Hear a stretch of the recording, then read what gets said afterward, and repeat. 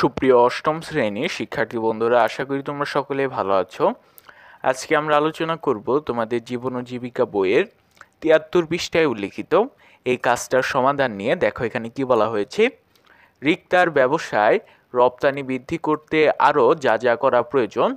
তোমরা নিশ্চয়ই এই কাহিনীটি পড়েছো বা গল্পটি পড়েছো কেস ৪।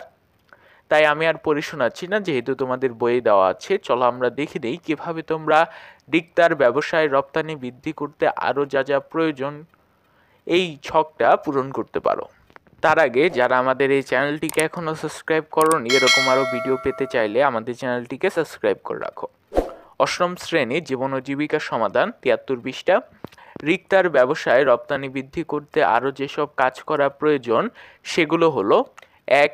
চাহিদা মোতাবেক বিভিন্ন দেশের ভোক্তা বিশ্লেষণ করা। ২.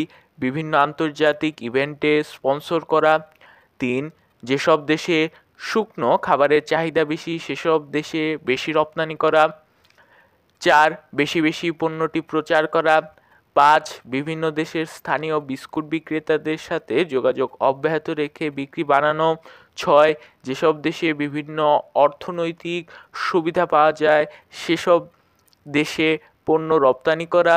এবং ৭. পণ্যের গুণাগুণ আরও বৃদ্ধি করা। মূলত এরকমভাবেই রিক্তা তার ব্যবসায় রপ্তানি বৃদ্ধি করতে পারে।